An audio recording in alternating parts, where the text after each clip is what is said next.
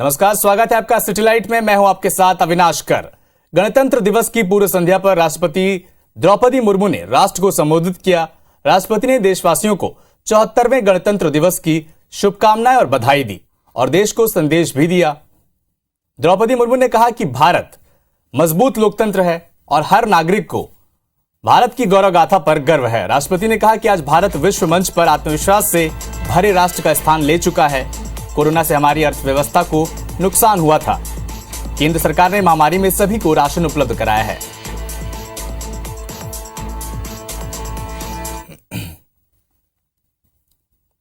कि महात्मा गांधी आधुनिक युग के सच्चे भविष्य द्रष्टा थे, क्योंकि उन्होंने अनियंत्रित औद्योगिकरण से होने वाले आपदाओं को पहले ही भांप लिया था और दुनिया को अपने तौर तरीकों को सुधारने के लिए सचेत कर दिया था। अगर हम चाहते हैं कि हमारे बच्चे इस धरती पर सुखमय जीवन बिताएं, तो हमें अपनी जीवन शैली को बदलने की जरूरत है। 26 जनवरी यानी गणतंत्र दिवस के अवसर पर छत्तीसगढ़ पुलिस के अधिकारी कर्मचारियों को पुलिस वीरता पदक, विशिष्ट सेवा पदक, सराहनीय सेवा पदक से नवाजा जाएगा। केंद्रीय गृह मंत्रालय ने 18 पुलिस अधिकारियों के नामों की घोषणा की है, जिसमें Vaibhav Mishra, doctor Abhishek Pallav, SP Durg, Dantewada inspector Ashwini Sinha, TI Kondagaon, Usaru Ram Korram, ASI Uttam Kumar, TI Sukma, शहीद कृष्णपाल सिंह कुशवाहा को वीरता पदक देने की घोषणा की गई है। वहीं विशिष्ट सेवाओं के लिए राष्ट्रपति पुलिस पदक के कैटेगरी में एडीजी नक्सल ऑपरेशन विवेकानंद सिन्हा को देने की घोषणा की है। इसके अलावा सराहनीय सेवाओं के लिए पुलिस पदक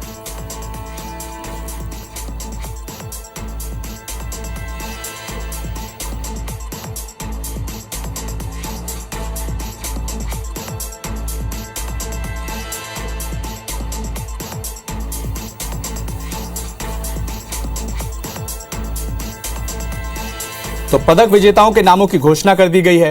Ajay Yadav, Badri Narayan Meena, IG Bilaspur Pankaj Chandra, SP UW Raipur, ASP Durg ग्रामीण कमलेश्वर सिंह, इंस्पेक्टर पीएचक्यू नवा रायपुर को सम्मानित किया जाएगा। छत्तीसगढ़ पुलिस के सभी पदक विजेता अधिकारी और कर्मचारी को डीजीपी अशोक जुनेजा ने बधाई दी है।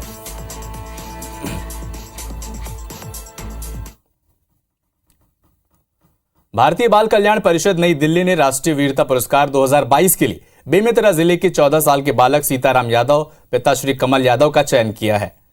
ग्राम चौका निवासी सीताराम को 26 जनवरी गणतंत्र दिवस के अवसर पर राष्ट्रीय वीरता पुरस्कार से नवाजा जाएगा। बता दें कि 19 अगस्त को 2 बालिकाएं डोटू नदी में नहाते समय पानी के तेज बहाव में बह गई थीं, जहां बालक सीताराम यादव ने एक बालिका को बहने से बचा लिया और 500 मीटर दूर झाड़ी में अटकी दूसरी बालिका को भी उनके द्वारा बाहर निकाला गया था। बालक सीताराम यादव ने अपनी जान जोखिम में डालकर साहसिक काम किया था, जिसके लिए 26 जनवरी को यह पुरस्कार उनको मिलेगा। 26 जनवरी गणतंत्र दिवस के अवसर पर डीएसपी अंजलि येरेवार को केंद्रीय गृह मंत्रालय द्वारा उत्कृष्ट ट्रेनिंग सेवा पदक से नवाजा जाएगा। राजनांदगांव पीटीएस में पदस्थ अंजलि येरेवार 6 वर्षों से प्रशिक्षण दे रही हैं। वहीं साल 2021-22 में उत्कृष्ट ट्रेनिंग सेवा के लिए गृह मंत्रालय ने उनके नाम की घोषणा की है। अंजलि येरेवार ने बताया कि उनका चयन साल 1999 में सूबेदार पद के लिए हुआ था। उन्होंने एमपी के जवाहरलाल नेहरू पुलिस एकेडमी सागर से ट्रेनिंग पूरी की थी। उनकी प्रथम पोस्टिंग एमपी के टीकमगढ़ में हुई। इसके बाद छत्तीसगढ़ राज्य निर्माण पर उनकी पहली पोस्टिंग रायपुर में हुई। उन्हें छत्तीसगढ़ प्रदेश की पहली महिला सूबेदार होने का भी गौरव हासिल है। उन्होंने अब तक रायपुर, जगदलपुर, दुर्ग समेत कई जिलों में अपनी उत्कृष्ट सेवाएं दी हैं। यूनियन होम मिनिस्टर ट्रॉफी, ये ट्रेनिंग को जो ट्रेनर जो दे रहे हैं ट्रेनिंग को उसके स्तर को ऊंचा उठाने के लिए और ट्रेनर को प्रोत्साहित करने के उद्देश्य से दिया गया है। किसी के लिए भी परिवार का, विभाग का, अपने अधिकारियों का सपोर्ट बहुत ज़्यादा जरूरी है, जो हमेशा मुझे हर स्टेप में मिलता रहा है। देश की एकमात्र किन्नर महामंडलेश्वर हिमांगी सखी भी बागेश्वर धाम पंडित धीरेन्द्र शास्त्री के समर्थन में सामने आई हैं। महामंडलेश्वर हिमांगी सखी ने एक बयान जारी करते हुए बागेश्वर धाम का खुलकर समर्थन किया है। हिमांगी सखी ने कहा कि वो भारत को हिंदू राष्ट्र बनाने की बागेश्वर धाम की मुहिम का समर्थन करती हैं। वहीं पन्ना में भी उनके समर्थकों ने आचार्य धीरेन्द्र शास्त्री के समर्थन में रैली निकाली और नारेबाजी की। साथ ही आरोप लगाने वाले श्याम मानव का पुतला भी दहन किया।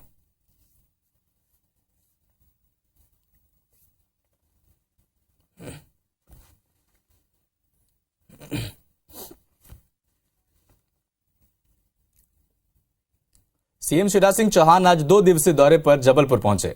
सीएम शिवराज ने अपने दौरे की शुरुआत जिला प्रशासन और इंडियन रेड क्रॉस सोसाइटी द्वारा आयोजित कार्यक्रम थैंक यू मामा जी से की। रेड क्रॉस सोसाइटी द्वारा आयोजित कार्यक्रम थैंक यू मामा जी में सीएम शिवराज सिंह चौहान ने सीएम बाल हृदय उपचार योजना के लाभार्थी बच्चों से मुलाकात की और उनके साथ सीधा संवाद किया।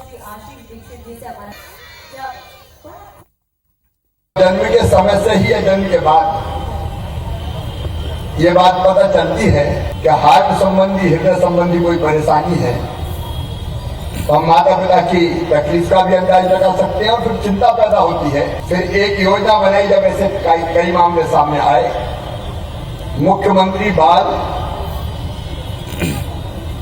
हृदय उपचार योजना। जबलपुर पहुंचे सीएम शिवराज सिंह चौहान ने लाडली लक्ष्मी योजना की हितग्राही बच्चियों से संवाद किया।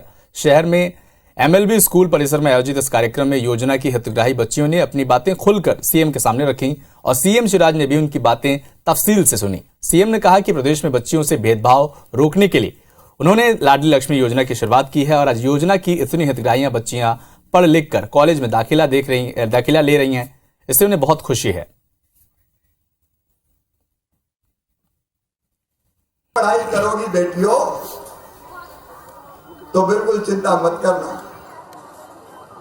तुम्हारी फीस तुम्हारे मम्मी पापा नहीं मामा भरवाएगा। और ये लाडली लक्ष्मी संदेश दे बाकी माता पिताओं को भी कि बेटी को आने दो, बेटी है तो ही कल है, बेटी के बिना दुनिया चल सकती है क्या बताओ। सीएम शिवराज सिंह चौहान आज सतना गौरव दिवस के समापन कार्यक्रम में शामिल हुए। सबसे पहले उन्होंने अपनी धर्मपत्नी के साथ मैहर में मां शारदा माता की पूजा अर्चना की और प्रदेश की खुशहाली की कामना की।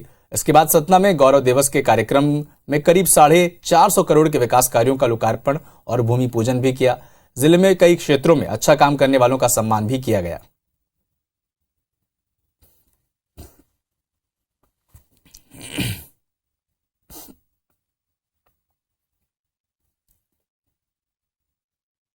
सतना गौरव दिवस मनाया गया। सतना बदल रहा है, आगे बढ़ रहा है। अद्भुत वातावरण है।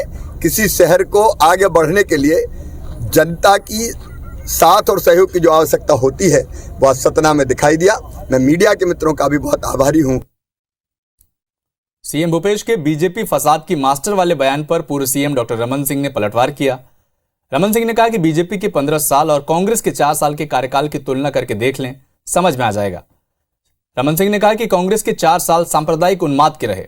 उन्होंने आरक्षण के मुद्दे पर कहा कि राज्यपाल ने स्पष्ट कर दिया है कि मार्च में सुप्रीम कोर्ट का फैसला आने वाला है, इसलिए राज्यपाल सुप्रीम कोर्ट के फैसले का इंतजार कर रही हैं। सरकार ने डाटा आयोग के आधे अधूरे आंकड़े पेश किए हैं।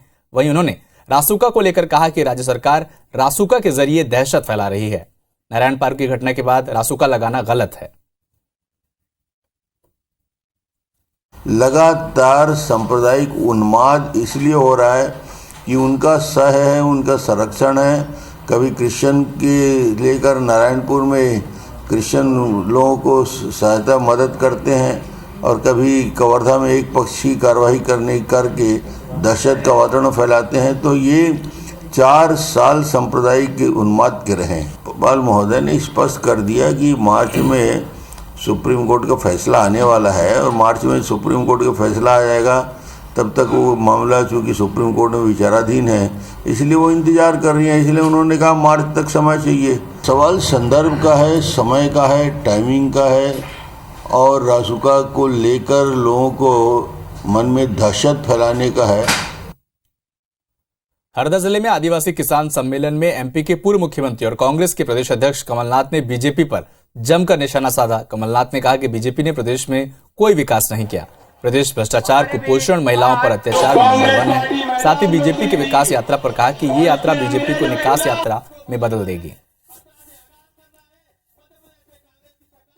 कि हरदा का क्या हाल है, किस प्रकार सत्यानाश पूरे प्रदेश में हो रहा है। हमारे नौजवान बेरोजगारों का सत्यानाश, हमारे कृषि क्षेत्र का सत्यानाश, हमारे औद्योगिकरण का सत्यानाश। मैं तो कहता हूँ ये विकास यात्रा नहीं है, ये तो इनकी निकास यात्रा है। ये इनकी फेयरवेल यात्रा है। एमपी में बीजेपी की विकास यात्रा को कमलनाथ द्वारा फेयरवेल यात्रा कहने पर प्रदेश सरकार के मंत्री भूपेंद्र सिंह ने निशाना साधा है। भूपेंद्र सिंह ने कहा कि फेयरवेल यात्रा कांग्रेस की हो चुकी है, हम विकास यात्रा शुरू कर रहे हैं, कांग्रेस को बचा हुआ फेयरवेल हम इस बार दे देंगे। दरअसल कमलनाथ ने बीजेपी की यात्रा को फेयरवेल यात्रा बताया था।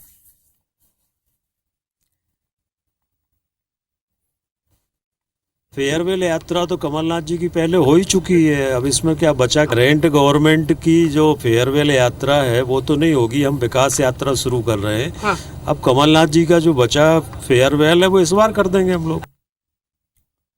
एमपी बीजेपी में बैठकों का दौर जारी है। बुधवार को अलग अलग समितियों की बैठक हुई। बीजेपी प्रदेश अध्यक्ष वीडी शर्मा, क्षेत्रीय संगठन महामंत्री अजय जामवाल ने मंत्रियों के साथ अलग अलग बैठक की। वहीं संगठन सह संगठन मंत्री शिव प्रकाश ने बीजेपी नेता और सिंधिया समर्थक मंत्रियों के साथ चर्चा भी की। बैठक में पदाधिकारियों को बूथ मजबूत करने और 51% वोट शेयर के संकल्प के साथ चुनावी मैदान में जाने की याद दिलाई। वहीं बीजेपी प्रदेश प्रभारी मुरलीधर राव ने जिलाध्यक्ष, जिला महामंत्री की बैठक में प्रवास नहीं करने पर पद से हटाने की चेतावनी दी। मुरलीधर राव ने कहा कि अगले दिन अखबार में पढ़ने को मिल सकता है कि पद नहीं रहा। एक भारत श्रेष्ठ भारत कार्यक्रम के तहत बीजेपी दूसरे राज्यों के लोगों में जोड़ने को लगी हुई है। इसके तहत रायपुर के ओडिशा और भिलाई में पंजाबी समाज के लोगों का भव्य उत्सव मनाने की तैयारी चल रही है। कार्यक्रम के जरिए राष्ट्रवाद की चर्चा की जाएगी। इसकी शुरुआत जगदलपुर से की गई, जहां पर छत्तीसगढ़ में रहने वाले आंध्र प्रदेश के लोगों के साथ भव्य उत्सव का आयोजन किया गया, जिसमें डी पुरेंदेश्वरी और बीजेपी अध्यक्ष अरुण साव शामिल हुए। रायपुर में उत्कल उत्सव मनाया जाएगा। इसी के तहत अंबिकापुर में झारखंड के प्रवासी लोगों का कार्यक्रम होगा।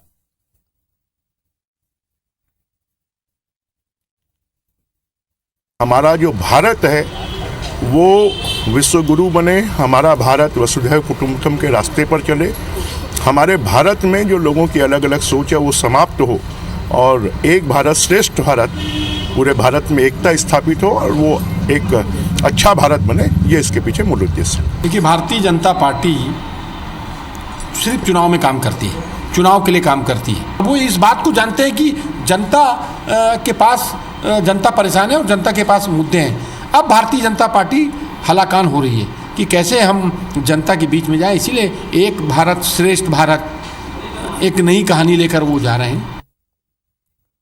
शाहरुख खान की फिल्म पठान आज देश भर के सिनेमाघरों में रिलीज हो गई। वहीं इस फिल्म के रिलीज होने के साथ इसका विरोध भी शुरू हो गया। जहां इंदौर में बजरंग दल और विश्व हिंदू परिषद के कार्यकर्ताओं ने अलग अलग थिएटर के बाहर इस फिल्म का विरोध किया। साथ ही थिएटर संचालकों को सद्बुद्धि के लिए हनुमान चालीसा का पाठ भी किया। दरअसल शाहरुख खान और दीपिका पादुकोण की फिल्म पठान के एक गाने और उसके बोलने को लेकर देश भर में इस फिल्म का विरोध रिलीज के पहले ही शुरू हो गया था। वहीं आज इस फिल्म के रिलीज के साथ ही हिंदू संगठनों के द्वारा इस फिल्म का पुरजोर विरोध किया जा रहा है। पठान फिल्म का हम पहले से ही विरोध करते आ रहे हैं। आज सुबह से ही सैकड़ों कार्यकर्ता हिंदू जागरण मंच के हिंदूवादियों यहाँ पर मौजूद हो गए हैं। यहाँ के 2 से 3 शो लगभग कैंसिल हो गए हैं। बाहर यहाँ पर एक इनने फ्लेक्स भी लगा दिया आज के लिए थिएटर बंद का, और इस तरीके का विरोध जारी रहेगा यदि ये पिक्चर यहाँ पर लगती है तो। हमारे पास पठान सब जगह पूरे इंदौर में लगी है, पूरे भारत में लगी है। हम लोग ने भी लगाई थी रेगुलर, ठीक है। काफ़ी कुछ ऑनलाइन टिकट गई भी थी हमारे पास। तो विरोध प्रदर्शन हुआ है, तो उस विरोध का सम्मान करते हैं। अभी हम लोगों ने सारे शो कैंसिल किए आज दिन भर के। भोपाल में सिलसिलेवार ठगी को अंजाम देने वाले गड्डी गैंग की मास्टरमाइंड मीना को भोपाल क्राइम ब्रांच ने दिल्ली से गिरफ्तार कर लिया है, जबकि इससे पहले 6 आरोपियों को हनुमानगंज पुलिस ने देवास से गिरफ्तार किया था। शातिर महिला से पुलिस ने करीब 6 लाख रुपए की कीमती जेवर बरामद किए हैं। क्राइम ब्रांच के एडिशनल डीसीपी शैलेंद्र सिंह चौहान ने बताया कि आरोपी रद्दी कागज को नोटों की गड्डी बताकर महिलाओं को लालच देकर ठगी करते थे। यह ठग गिरोह बुजुर्ग महिलाओं को शिकार बनाता था। उनके जेवर पैसे दिखाकर, नोट की गड्डियां दिखाकर जेवर बदलता था और उनको नकली बेंटेक्स के जेवर दे दिया करता था। दिल्ली से बड़ी मशक्कत हुआ, टीम इसको लेकर आई। पूछताछ के लिए टीटी नगर थाने को सौंप दिएगा। पूछताछ अभी जारी है, आगे थाने के कार्रवाई में इनका रिमांड दिया जा रहा है। दंतेवाड़ा में गणतंत्र दिवस के एक दिन पहले 10 नक्सलियों ने आत्मसमर्पण कर दिया। इसमें से 1 लाख रुपए के 2 इनामी नक्सली भी शामिल हैं। दोनों नक्सली संगठन में केएमएस और डीएकेएमएस पद पर काम कर रहे थे। वहीं शासन की पुनर्वास नीति से प्रभावित होकर गणतंत्र दिवस के एक दिन पहले एसपी के सामने सरेंडर किया। एसपी ने बताया कि सभी नक्सली अलग अलग इलाकों में सक्रिय थे।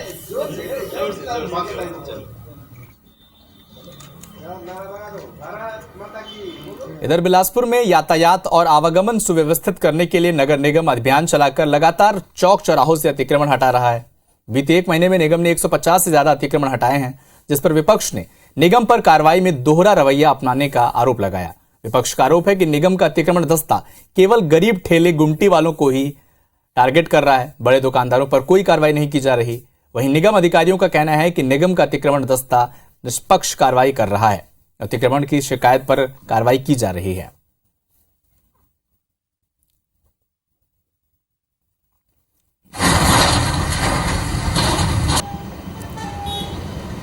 चौक चौराहे में जो छोटे मोटे जो गुमटी ठेले होटल जो लगा के जो लोग बैठते हैं वो आर्थिक रूप से कमजोर रहते हैं और अतिक्रमण दस्ते के द्वारा जो बिगर बोले जो कार्रवाई होती है उनको बहुत बड़ा आर्थिक नुकसान होता है। जहाँ जहाँ शिकायत मिलती है, जहाँ जनता शिकायत करती है वहाँ पे कार्रवाई करती है और उसमें कोई छोटा बड़ा नहीं देखा जाता है। पार्किंग ले लीजिए आप, और जो अवैध निर्माण है सभी के कार्रवाई कमिश्नर साहब के द्वारा करवाई गई है, तो ये तो बोल ही नहीं सकते कि कार्रवाई नहीं हो रही है। अभी तो पहले तो सबसे पहले जितने बड़े दुकानदार थे सभी पे कार्रवाई चालू रही। राजधानी भोपाल समेत कई इलाकों में मौसम का मिजाज बदल गया है। बुधवार को कई इलाकों में तेज बारिश के साथ ओले भी गिरे हैं। राजधानी भोपाल, टीकमगढ़, देवास, गुना, मुरैना, भिंड की गोहा तहसील, विदिशा, रायसेन जिले में बारिश हुई और कहीं कहीं ओले भी गिरे हैं। मौसम विभाग ने गुरुवार को भोपाल समेत कई इलाकों में बारिश के आसार जताए हैं। मौसम विभाग ने 26 से 28 जनवरी के बीच ग्वालियर, चंबल, बुंदेलखंड, सागर और रीवा संभाग में हल्की बारिश और ग्वालियर, इंदौर में बूंदाबांदी के आसार जताए हैं। मौसम विभाग का कहना है कि आने वाले दिनों में तेज ठंड हो सकती है।